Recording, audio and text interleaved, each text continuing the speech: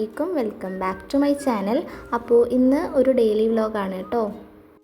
ഇത് കുറച്ച് ദിവസം മുന്നേ എടുത്തു വെച്ച വീഡിയോ ആയിരുന്നു. എഡിറ്റ് ചെയ്യാനൊന്നും സമയമില്ലാത്തതുകൊണ്ട് അപ്ലോഡ് ആക്കിയിട്ടുണ്ടായിരുന്നില്ല. അങ്ങനെ നമ്മൾ നേരത്തെ തന്നെ എഴുന്നേറ്റിട്ടുണ്ടായിരുന്നു. അപ്പോൾ ഇന്നൊരു സൺഡേ മോർണിംഗ് വ്ലോഗാണ് കേട്ടോ. എണീറ്റ പാടന്നെ നമ്മൾ കുറച്ചധികം വെള്ളം കുടിച്ചിട്ടുണ്ടായിരുന്നു.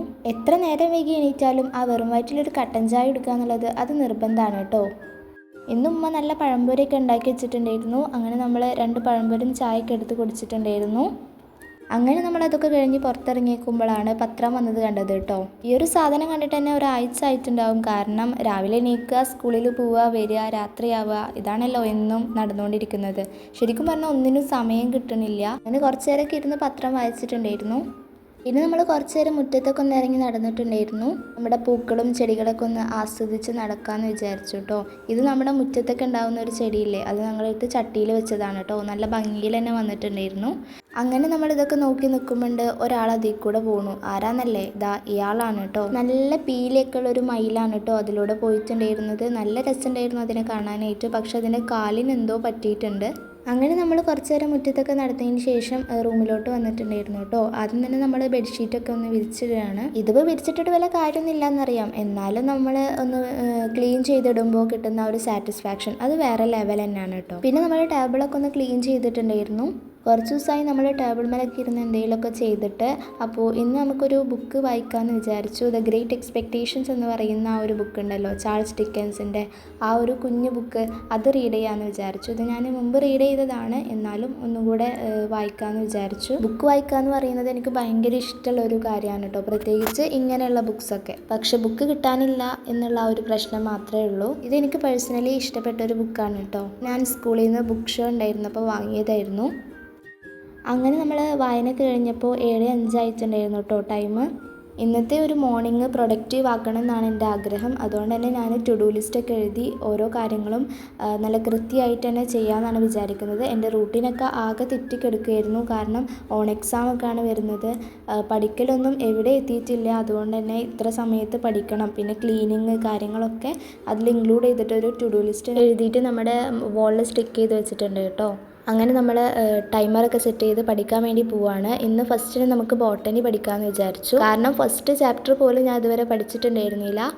നമ്മൾ പഠിക്കുമ്പോൾ തന്നെ ചെറിയ ഷോർട്ട് നോട്ടും കാര്യങ്ങളൊക്കെ ഉണ്ടാക്കിയിട്ട് പഠിക്കുകയെന്നുണ്ടെങ്കിൽ നമ്മുടെ മൈൻഡിൽ അത് നിൽക്കാൻ വളരെയധികം യൂസ്ഫുൾ. പിന്നെ ഇതുപോലെയുള്ള ഫ്ലോ ചാർട്ടും കാര്യങ്ങളൊക്കെ വേറൊരു റഫ് ബുക്കിൽ എഴുതി പഠിക്കുകയെന്നുണ്ടെങ്കിൽ നമുക്ക് പെട്ടെന്ന് തന്നെ അത് പഠിയും കേട്ടോ.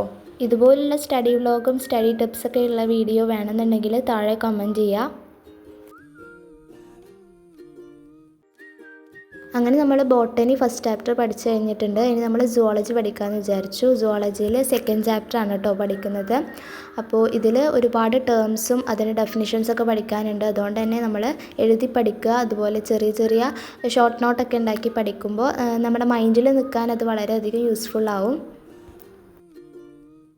അപ്പോൾ നമ്മൾ പഠിക്കലൊക്കെ കഴിഞ്ഞ് നമ്മൾ ഇനി പഴയ നമ്മുടെ ജേർണൽ ബുക്കൊക്കെ എടുത്തൊന്ന് നോക്കുകയാണ് കേട്ടോ. കുറച്ച് കാലത്തിന് ശേഷം അതൊക്കെ ഒന്ന് നോക്കുമ്പോൾ കിട്ടുന്ന ആ ഒരു സന്തോഷം ഉണ്ടല്ലോ, അത് പറഞ്ഞറിയിക്കാൻ പറ്റാത്തതാണ് കേട്ടോ. ഇതൊക്കെ എൻ്റെ പഴയ ജേർണലിങ്ങും ഡ്രോയിങ്സൊക്കെ ചെയ്ത ബുക്കായിരുന്നു. പിന്നെ നമ്മൾ വിചാരിച്ചു ഒരു ജേർണൽ ചെയ്യാം, ഇന്നെന്തായാലും സ്കൂളൊന്നും ഇല്ലാത്തതല്ലേ എന്ന് വിചാരിച്ചു. ഇതൊരു ഡയറി പോലെ എഴുതുന്ന ഒരു ജേർണലാണ് കേട്ടോ.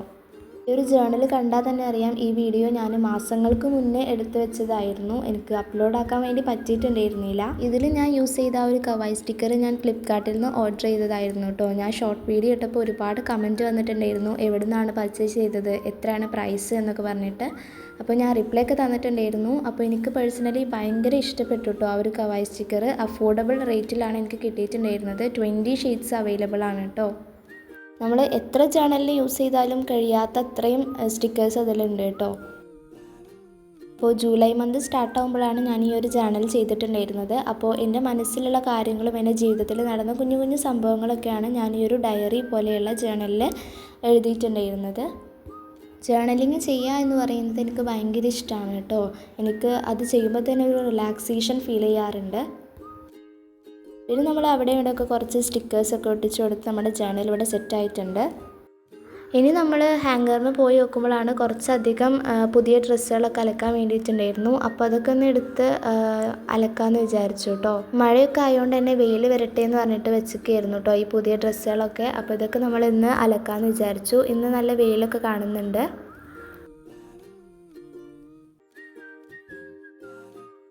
അപ്പോൾ കുറച്ച് നേരം നമ്മൾ സർഫ് എക്സലിൽ ഇട്ട് വെച്ചിട്ടുണ്ടായിരുന്നു കേട്ടോ. ഇതിവിടെ ഇട്ട് വെച്ചിട്ട് നമുക്ക് അടിച്ചൂരി കഴിഞ്ഞൊക്കെ വന്നിട്ട് തിരുമ്പാന്ന് കരുതി.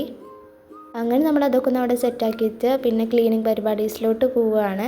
അപ്പോൾ ആദ്യം തന്നെ നമ്മുടെ മുമ്പാരം അടിച്ച് വാരിയിട്ടുണ്ടായിരുന്നു. അടിച്ചോരലും തുടക്കലൊക്കെ കഴിഞ്ഞിട്ട് നമ്മൾ ബ്രേക്ക്ഫാസ്റ്റ് കഴിക്കാൻ വേണ്ടി പോവുകയാണ്. കുറച്ച് നേരം വൈകിയിട്ടുണ്ട്.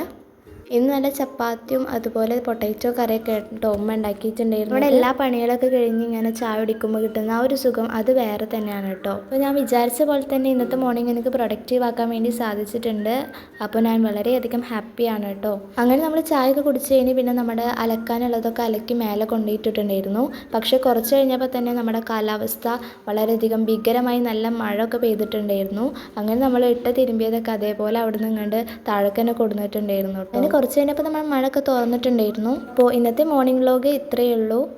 വീഡിയോ ഇഷ്ടപ്പെട്ടാൽ ലൈക്ക് ചെയ്യുക, ഷെയർ ചെയ്യുക, സബ്സ്ക്രൈബ് ചെയ്യുക. അപ്പോൾ ഇത്രയേ ഉള്ളൂ.